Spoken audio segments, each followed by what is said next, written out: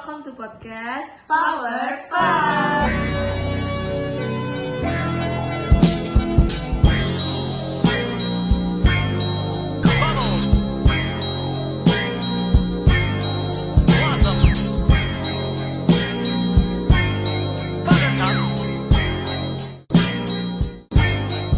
Jadi hari ini kita bakal bahas banyak hal, kita bakal ngobrol santai, ngobrol ngalur ngidul, tapi dengan satu tema atau topik yang sama, yaitu adalah Bahaya berbagi informasi privat.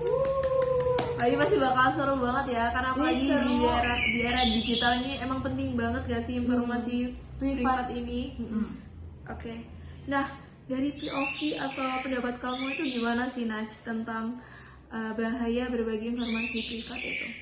Menurutku ya, kalau misalnya kesebar sama orang yang gak dikenal atau orang yang gak suka sama kita, itu juga bisa di stop, atau mungkin bahasa singkatnya diuntit ya.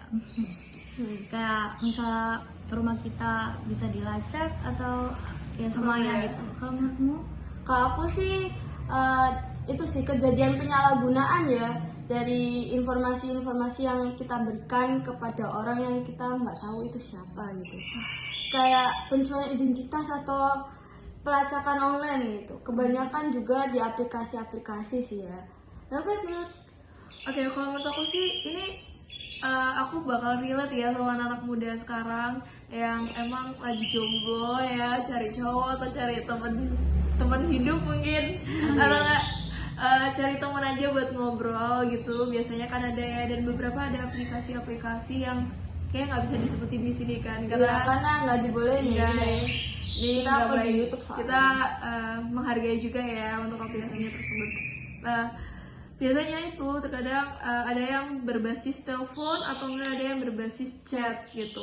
Nah, terkadang itu biasanya dia minta nomor WA atau enggak minta pap foto. Nah, ini yang bahaya banget. Kenapa tuh? Karena kalau misalnya kalian beneran kirim nomor WA kalian, itu bisa di spam chat atau enggak bisa di calling, atau bisa nomor telepon kalian ini disebarin kemana-mana, dan itu bahaya banget guys, sumpah. Contohnya pinjaman online, pinjam. Udah banget, ini bahaya banget ya. Liatin juga ini termasuk ya salah satunya. Terus kalau kirim pap foto ini juga termasuk bahaya, karena kalau misalnya kalian asal kasih ke orang yang emang bener-bener gak kalian percaya atau masih baru kenal gitu ya, jadi terus kalian tiba-tiba kirim, itu bisa jadikan suatu ancaman. Ya, itu kayak pasti ancaman. Misal dia biasanya minta uang atau enggak, biasanya kalau sekarang itu kalau misalnya kamu nggak gitu sama aku kayak nggak deket sama kita gitu. Iya. Itu kadang bisa aja guys ya. Ya, itu bisa foto kalian disebarin gitu ya, Disebar atau ini aku emang bakal sebarin ke disalahgunain. ortu kamu atau gini-gini, ini wah, Itu serem kadang banget. juga dikasih foto yang emang kita Wah, tuh nggak baik-baik gitu. badan kita atau gimana gitu. Itu ngeri banget. Emang ini editan sekarang kan keren-keren banget. Iya. Padahal kita pakai baju bisa tiba-tiba nggak pakai Nggak baju. pakai baju. Wah, Itu ngeri banget guys. ngeri banget guys sekarang. Jadi kayak benar-benar harus hati-hati banget deh pokoknya di era digital ini. Nah, hati-hati banget deh pokoknya di era digital ini. Nah, udah ada pendapat lain mungkin dari Udah kalian? nggak ada sih ya. Mungkin kita lanjut ke topik selanjutnya. Dengan topik yang sama, tapi kalian tau gak sih, ada satu hal yang kemarin baru rame banget di media sosial, di FYP TikTok. Mungkin kalian juga udah pada lihat yang rame-rame itu. Ada salah satu tiktokers ngomong kalau pemerintah itu bilang rata-rata anak Gen Z itu punya second account, yang artinya dia depresi. Wah, kita kan seorang Gen Z ya guys ya.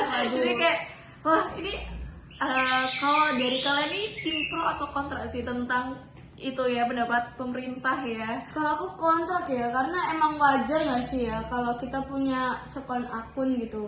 Kan bisa aja itu buat kayak emang diketahui gitu sama orang yang emang deket sama kita, atau emang keluarga kita kayak atau apa kayak gitu. Itu bisa aja ya. Jadi wajar sih, bukan berarti dia depresi gitu. Menurutku juga sih kontra, karena aku juga sebagai Gen Z juga punya akun search buat ngeposting keseharianku, tapi ngebagiinnya cuma ke orang-orang tertentu Tentu ya. aja gitu. Kalau menurut aku sih pro ya tentang omongan pemerintah itu ya, pendapat pemerintah itu ya. Karena menurut aku juga buat apa kita mau posting hal-hal yang memang katanya bersifat pribadi. Jadi nggak perlu nggak sih kita post atau repost di suatu media sosial yang walaupun teman kita doang yang tahu atau enggak family doang yang tahu. Kadang itu juga sekarang kalian tau gak sih ada yang IG gampang di blok. Iya. Nah itu juga bahaya guys, karena kalau misalnya IG di blok berarti kan foto-foto kalian itu bisa dilihat sama mereka ya. Nggak bisa dilihat dan kita juga nggak bisa menghapus Iya secara itu. Nah langsung. kalau misalnya dari mereka nya nggak ngelepasin akun kita, nah itu bahaya banget sih. Ini udah jam waktu makan ya kayaknya. Oh iya ya, udah lapar banget ya kita, sepertinya udah lapar teman kita guys. Sekian dari podcast. Kita kali ini jangan lupa like, comment, and subscribe. Dadah. Dadah.